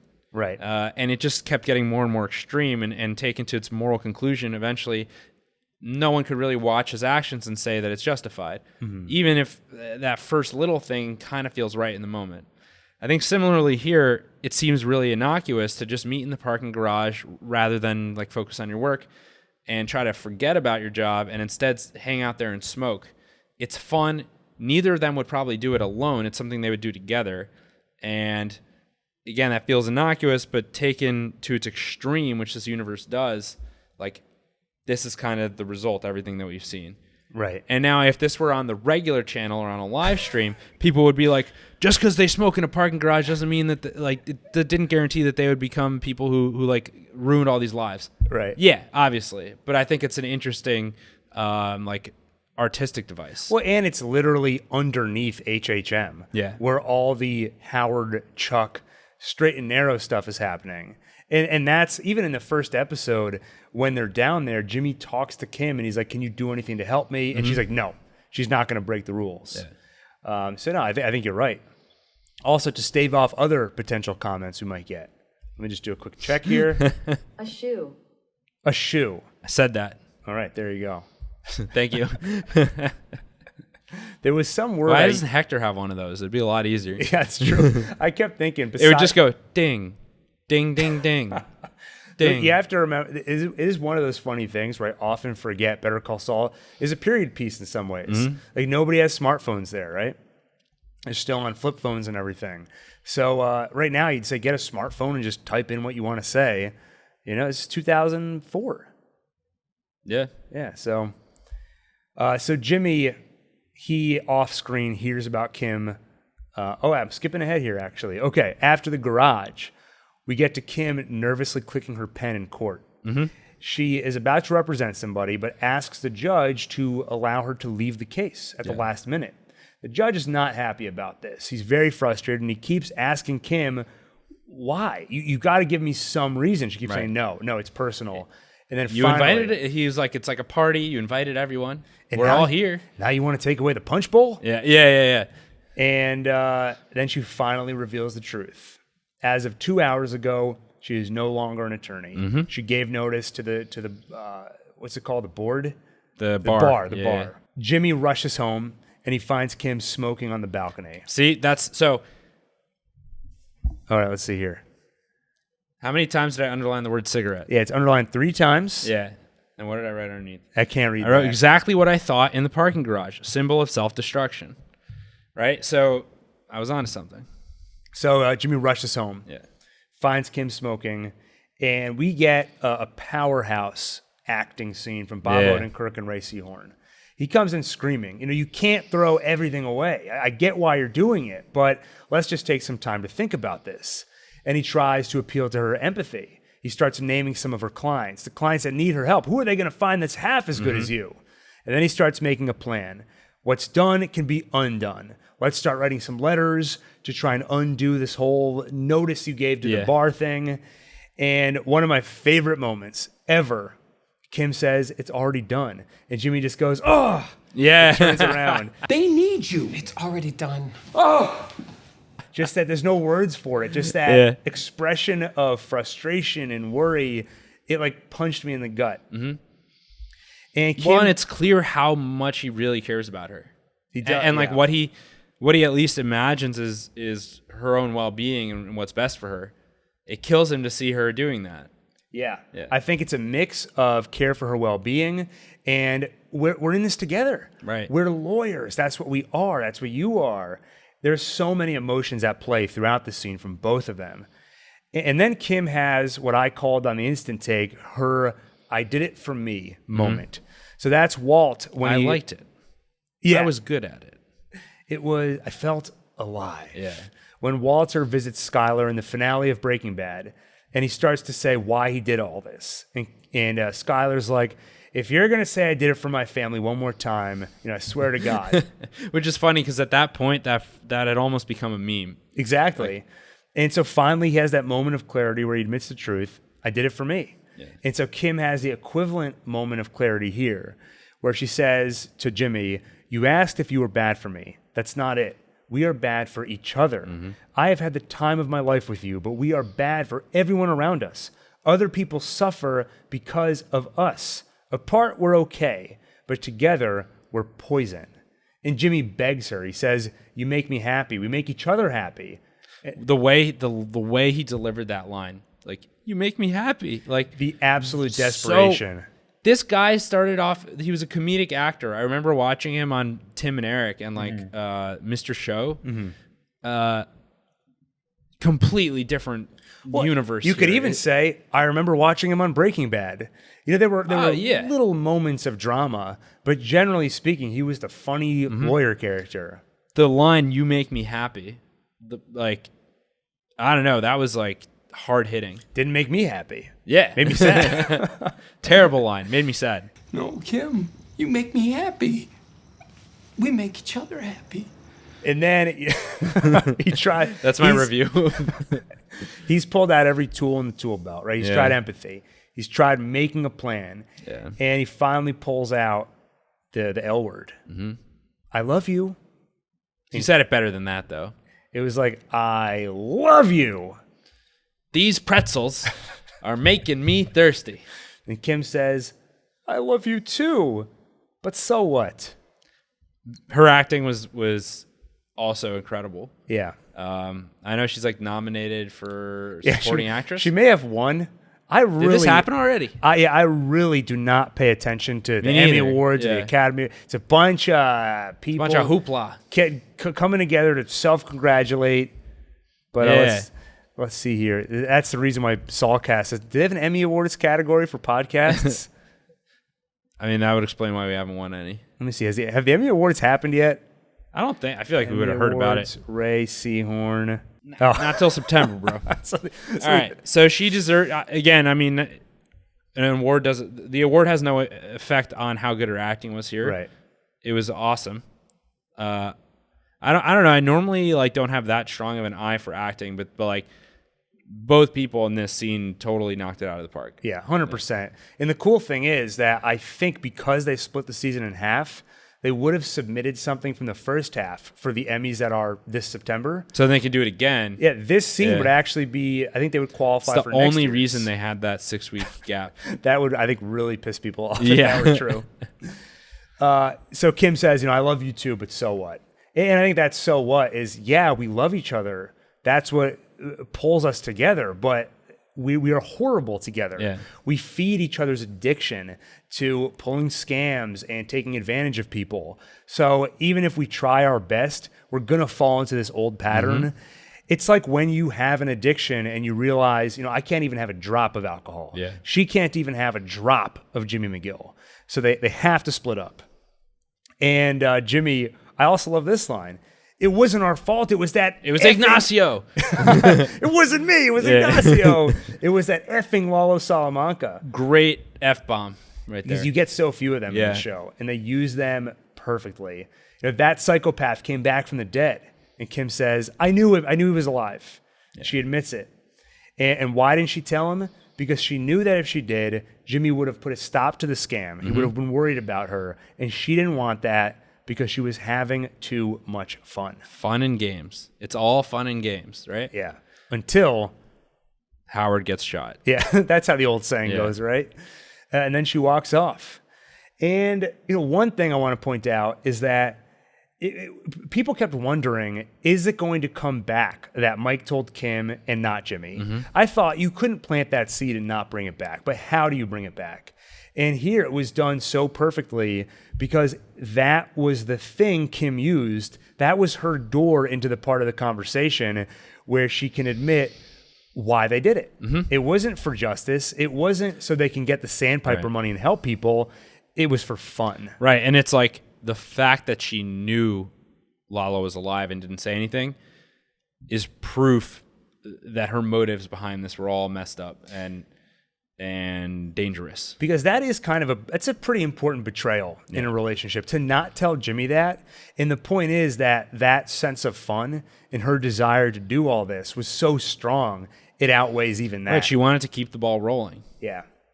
And it's a rare moment of clarity for anyone on either of these shows. We're so used to them just digging deeper and deeper and deeper into the hole. This is one example where someone says, okay, like this is the end of the line. I'm out. And it was hard to watch. You're watching Jimmy just struggle. And the punch to the gut when he finds out, he's like, Mike told you all that? And you didn't tell me? Such a punch to the gut. But there's also, for me, there was a major sense of relief for Kim to walk away from all this. Like I was saying earlier, it means she's almost certainly alive. Exactly. Yeah. And I have felt in the last couple of episodes just like I've been immersed in darkness. Like I've been in that unfinished, dark, underground super lab for 2 episodes. And I feel like I just watched Kim walk out of it. Mm-hmm. She's left the darkness. You're still hanging out in there. Yeah, I'm still there. Crouched I'm always, that's in the corner, trick. Like Gollum. The Hulk, back in the Avengers, he got control over his power. Yeah. And they asked him, how did you get control? And he goes, the secret is, I'm always angry. So I'm always You're always in the dark super lab. Nothing can bother me. So Jimmy is flabbergasted, and he just stands there, and you get that shot from behind Jimmy's head, just standing there dumbfounded, while you hear the sounds of Kim taping up boxes in the other room. Yeah. And the end of the episode. No. Not really, no. Cut to any way you want it. That's the way you need it. Any way you want it. Copyright strike. So we cut to Saul Goodman, also the back of his head, but now with a much more pronounced comb over. Yes. In bed next to a prostitute in what appears Whoa. Escort. a sex worker. Fair. In possibly a spinning bed, right? You hear Could be. I didn't even think about that. Yeah, that's what I assume that is. You're probably right. Yeah. Well, you see him spinning and you hear that sound. Yeah, that must be what it is. In the mansion we saw in the season's cold open, and we basically watch Saul Goodman go about his day. This is the Saul Goodman we know from Breaking Bad. 100%. Yeah. I mean, this is the moment that Jimmy McGill became Saul Goodman. By the way, I just want to mention, during the conversation, during the breakup talk, basically, Kim referred to him as Jimmy by that name. Right. Which we don't need to get in. We've already moved on, but I think that's a detail worth noting. Well, so has she been referring to him as Saul and not? She's been avoiding the Jimmy name? I think she has. I don't know if she's avoiding it or she's just gotten used to it, but she's definitely to an extent embraced the Saul name. Even if she still sometimes calls him Jimmy, I think it's important that in that moment, it wasn't Saul she was talking to. Right, she's talking to the core, the soul inside. Now that she's gone, Jimmy's kind of gone. Exactly. Right? Now it's just Saul. We see him go about his day. He puts his Bluetooth on. He's taking calls in the shower. He's already started working. Talking about he wants to make sure that so they get in touch with his Xanax guy today. Right. I think that's for personal use. I don't think he's talking about a legal matter. Oh, yeah. 100%. So he's on, we at least know he's taking Viagra and Xanax. Xanax is not a drug people should be taking long term. It's an anxiety drug. And what happens? Is there negative side effects? Yeah, well, it's basically, there's two different ways to treat anxiety. Well, there's a bunch of ways, but two of the most prominent ways to do it medically would be SSRIs, which have no addictive potential at all. If anything, most people don't really like them that much. And they take weeks to build up, and it's a very subtle improvement. Benzos, like Xanax, people can often abuse them. They're addictive. And it's just the shortcut to getting rid of anxiety. So it's of course that's the one he would take. Yeah. Right? Yeah. Saul Goodman does things. There's a right way, the wrong way, and the max power way, which is the wrong way, but faster. We see him in the shower. We see him do his comb over. Yeah. Which opening on the comb over? Well, first off, there's the mirroring of you're on the back of Jimmy McGill's head, cut to a much more bald Saul Goodman, and then the way he flips the hair over. It's not a comb over so much as like a flop over. He does it with it's a whole body maneuver. This whole 2 minute, 3 minute, whatever it is sequence, I feel like this is a monumental moment in television where people will talk about this for years to come. And that very physical movement with the hair, this very signature part of the Saul Goodman look, I think that's one of those moments. Yeah. We see him feed his, what was the word you used? Escort? Feed his escort like he's feeding his goldfish. He has a bowl of Nutri-Grain bars. I know. It's funny. He has them ready to take on the way out. Which just tells you this is the routine. Yeah. And he heads into the office. And I'll say, in my mind, it's symbolic that they're Nutri-Grain bars, because Nutri-Grain bars kind of suck. They are terrible. I will eat them if I have to, if there's nothing else. But they're kind of not. The texture's too soft, and they're way too sweet. It's cardboard with jam on it. Yeah, but it's like cardboard that was soggy. And started falling apart. It's one of those things where you go to a friend's house and their parents who wants candy bars? And I'm like, this is not a candy bar. Or you're at an orientation session for something, either a school or a job or something. We put a little something in the goodie bag for you. Yeah, and it's a Nutri-Grain bar. Yeah. No thanks. So he heads into the office. On the way there, he complains about one of his commercials to Francesca. I love how, in another life, Saul Goodman was a marketing guy or a TV producer. Ari Gold. Yeah, exactly. Yeah. So many, we've talked about this before, but he has so many talents and qualities. He's he's a showman. And there are professions that allow for that, which don't end with people getting shot in the face in front of you. Right, but in part it's because of his brother, that this shadow that kind of pushed him to be like, yeah, I got to be a lawyer. Right. That's not really the right career for him. Yeah, there are a lot of dominoes that fell to get him here.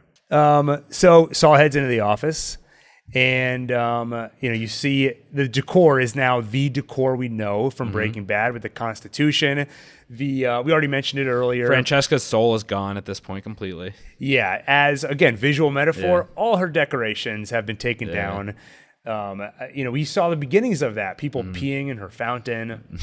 So she's given up. Yeah. So she's now the Francesca we know from Breaking Bad. And Know and love?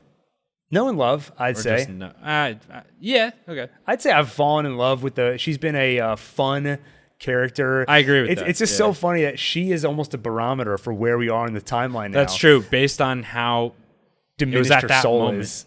That she truly became Francesca. Yeah, exactly. Yeah. And then we get this great shot of the number one lawyer, world's greatest lawyer mug. Now he is, because the previous number one is no longer practicing. That's right, Kim Wexler. And also, you can't not just... Somebody brought this up in the Pete Peppers live stream, but he used to have the world's second best lawyer mug, which had so much value to him. Yeah. It was this link between him and Kim. Kim callously tossed it in the trash after it got shot, and now he has this soulless mug that he probably bought himself, kind of like Michael Scott in The Office. And then you just get us with our world's best podcasters mugs. Yeah, that's right. You get Saul Goodman just tapping on his desk, waiting for the day to start. Yeah. So I think the cut from... Oh, he also, nice touch, he walks into his office, but first he hangs up a handicap thing on his windshield or his rear view. Yeah, everything he does has to be in this scummy way. Yeah. He can't be in this parking spot. It's got to be in the one that allows him one more moment of just... getting ahead. Eschewing the law. Cheating or doing whatever just to gain a little bit extra. Yeah, or I don't know if you caught that. Eschewing. Eschew, yeah. I wanted to bring that back. Yeah. So I love the cut, the flash forward cut. I think this is iconic and will go down in television history. Kim leaving Jimmy was the final puzzle piece to him becoming Saul Goodman. Every step towards slipping Jimmy antics or towards Saul Goodman was Jimmy running from rejection toward acceptance. He was on the straight and narrow for a little bit back in season 1 until he realized that Chuck was undercutting him. Yeah. And that was a massive rejection. Right. So he goes back to Cicero and he meets up with Marco. And there he finds acceptance when he's doing all these scams and everything. Then in season 2, he finds acceptance from Kim the first time, at least in the continuity of this series. Maybe before they had some history, we don't know exactly. The first time they kiss, the first time they start to form a more than friends relationship is when they pull a scam together. So you look at the carrot and stick, he gets positive reinforcement when he does bad things. Yeah. Very recently, a few episodes ago, when Jimmy goes to the courthouse and he's the pariah, Bill Oakley rejects him. Yeah. And then he goes to the offices of Saul Goodman. Everyone loves him. So finally, when this last person, this one person who accepted Jimmy for who he really is, Kim Wexler, when she rejects him, that is the last push he needs to fully bury himself and become Saul Goodman. And I think it's clear from this sequence and the placement of this sequence that Saul Goodman, that character, is a mask. And we've been wondering how much of Jimmy McGill is still there, how much of it is an act. And to me, it's so clear now that it's an act. It almost feels like overacting when he's in the car and he's trying to come up with the right metaphor to explain what's wrong with the commercial. It's mono. I'm not the Beatles. This has got to sound perfect. He sounds like he's putting on an act. You know, I was confused because I thought the Beatles used a lot of stereo. Like, if you listen to a song with just one earbud in, you're going to miss like half of it. Maybe they started using it at some point, and it was like, "Wow, did you hear the latest?" maybe, hit? Maybe that's the point. Yeah, I love the Beatles, but I'm the wrong guy to ask about anything musical, technical music. Yeah, me neither. So I think the whole thing's an act. It's basically him trying to fill the void that was left by Kim leaving It's just him. one massive coping mechanism. Exactly. Yeah. Okay, so I wanted to bring this up earlier, but there's a very important scene we alluded to when Howard visits Jimmy and Kim after Chuck's death. Mm-hmm. He basically shows up to confess that he thinks that Chuck's death was a suicide, and Howard thinks he caused it because he pushed Chuck into retirement. Up until this point in the episode, Jimmy was catatonic. He was barely speaking, if at all. And then when Howard says that, I pushed Chuck into retirement because the insurance premiums went up, Jimmy's like, wait, what did you say about the insurance? Yeah. And you remember that Jimmy's the one who talked to the insurance company, told them about Chuck's breakdown. That's what raised the premiums. That's what caused Howard to push him into retirement. In that moment, Jimmy realizes he bears a lot of responsibility in Chuck's suicide. Mm-hmm. And at that moment, he's no longer catatonic. Suddenly he stands up, he's all smiles, he's whistling, he's feeding the fish. Does anybody want coffee? And we see his coping mechanism so strongly there. He puts on a big smile. So now we're seeing that, times 1,000. His coping mechanism is to do that, but 24/7. Be Saul Goodman. Yeah, and he's like he copes with it by upping the energy and just doing something, whatever it is. Like he needs to be doing something. Even when he was working for the cell phone place, he couldn't stand being bored and having nothing to do. In that case, less to do with the coping mechanism, but it makes sense that if he has to cope with something, it's going to be by getting busy. And I mean, there's no better symbol of being busy than having the Bluetooth thing in your ear. Like that was iconic for the even the in 2000s. the shower. Yeah. I didn't pick up on that. So yeah, I think it was a commenter or somebody in the live chat said that, and I was like, that's a great point. Yeah. There is not a moment of his day when he's alone with his thoughts. It's kind of like the way that you and I, anytime we're alone, you start playing a podcast, you want to listen to something. But yeah, he never wants to be alone with his thoughts. So when he's at night, when he's in bed, he's with an escort. Mm-hmm. When he's in the shower, he's got the Bluetooth in. He is. So we've always suspected Saul Goodman is an act. What we didn't realize is that it's not just an act when he's around people. It's a 24/7 act, right? Even just for himself. We never saw any hint that his preference of decor would look like that, right? Right. You're talking about his opulent, mansion. With the gold toilet and everything. Like this, through and through, he is wearing the mask, and so I think as Gene, he might get sick of it when he says, I'll handle this myself. Maybe he's done pretending. Mm-hmm. Maybe he's had enough. Consequences be damned. He needs to drop the facade somehow. Right. He even says this is like a quote from ancient Latin. Mm-hmm. But the translation that he said was, let justice be done though the heavens fall. Maybe foreshadowing. Because he's going to do whatever and consequences. He might do what he feels is the right thing, but in a way that has the Jimmy McGill spin to it too. Right. In a way where he does it in a way that benefits him. Yeah, I think you're right. I think that's what we're going to see. And one other thing I want to point out about the cut itself, but the last thing you hear before you cut to Saul Goodman is the sound of tape of Kim taping up all those boxes. Yeah. And the metaphor to me is they're taping up the last remnants of Jimmy McGill. They're putting him away. He's being bound. Just like a few nights earlier when he was being zip-tied to the chair. By Lalo. Yeah. Yeah. So I think great cut, perfect song choice, any way you want it, right? He is now getting everything he wants, however he wants it, even if it's on a spinning bed for some reason. And so, yeah, I think it was flawless. Mm-hmm. Now, logistically, when are we? Right? Where are we in relation to Breaking Bad now? Yeah. There is a very prominent shot of the Corvette license plate where it says November 2005, which is basically when you are due to re-register your vehicle. Okay. So that would tell us it's 2005. A lot of discussion on the Pete Pepper stream, I think mainly because people in the chat were wondering. There's the mention of the public, the sexual, when one pleasures themselves in public. Oh, yes. And you'll remember that when Saul first meets Badger, he mixes up his case with and he's like, why don't you do it at home? Why do you got to do it in public at Starbucks? So you hear that and you're like, oh man, this is the day he meets Badger. Yeah. But this is another one of those cases. He even says that. Right. So Saul Goodman, this is nothing unusual. He deals with them all the time. So I think we can. Yeah. So people were asking, is this the day he meets Badger? And so it was thrown out there, like, who knows? Maybe the 2005 license plate was a mistake. Maybe it's actually 2008 when Breaking Bad takes place, when he would meet Badger. Like a mistake on the production's part? Right. No. Which I think it's so unlikely. No. Especially in this scene where I would buy that if this were just some random scene where like a smartphone slipped in there or something. But or like a lesser show like Game of Thrones where they just left a Starbucks water coffee bottles cup left and right, water bottles, Starbucks cups. They have to know that when you do this massive cut to Saul Goodman, everybody's going to be wondering, when are we? Are we in the Breaking Bad timeline yet? No way they would accidentally slip a 2005 in there. So I think it's safe to say this is 3 years before Breaking Bad.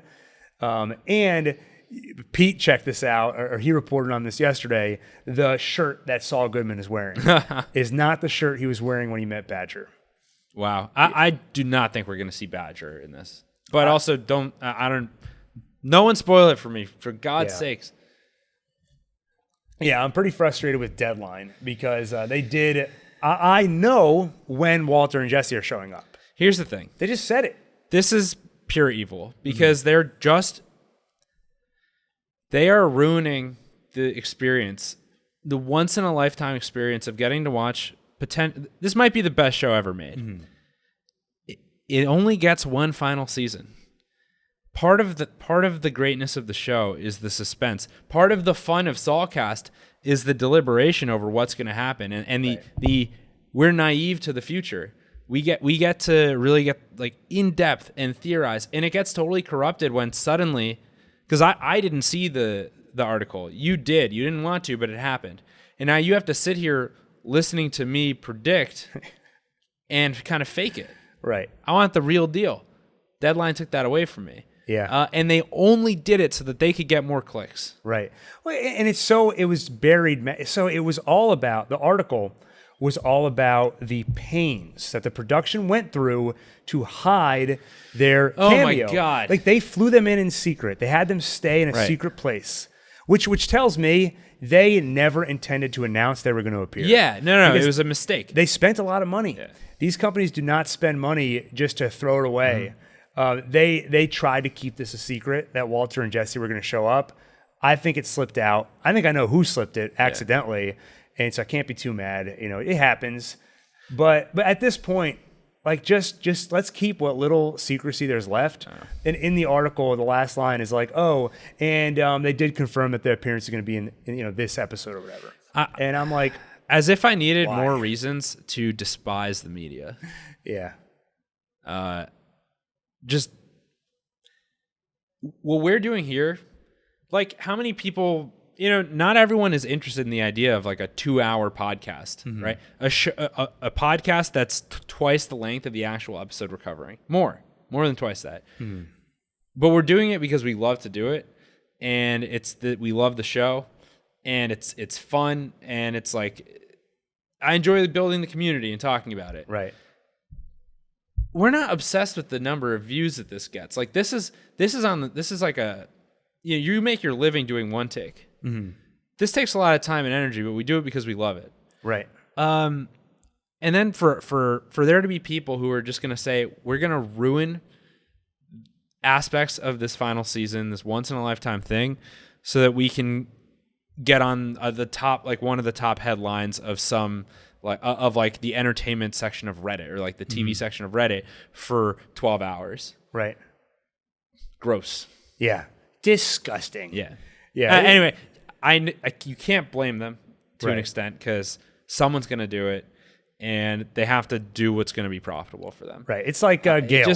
I wish we lived in a different world. Right. I'm not blaming anyone in particular here. Yeah. Gale justifies creating meth. He's like, someone's going to do it. Yeah. Might as well be us that profits off it. Right. And surprise, there's a lot of people who do not care about spoilers. Yeah. Like for them, the dopamine hit of going out and finding out what's going to happen is it lets them live it twice because they get it when they read the spoiler, then they get it again when they watch the show. I used to be one of those people. Like for Game of Thrones, there were periods where I would just basically look up as much lore as I could until I found or like lore, like theory videos, until I found theories that were so airtight they had to be true. Right.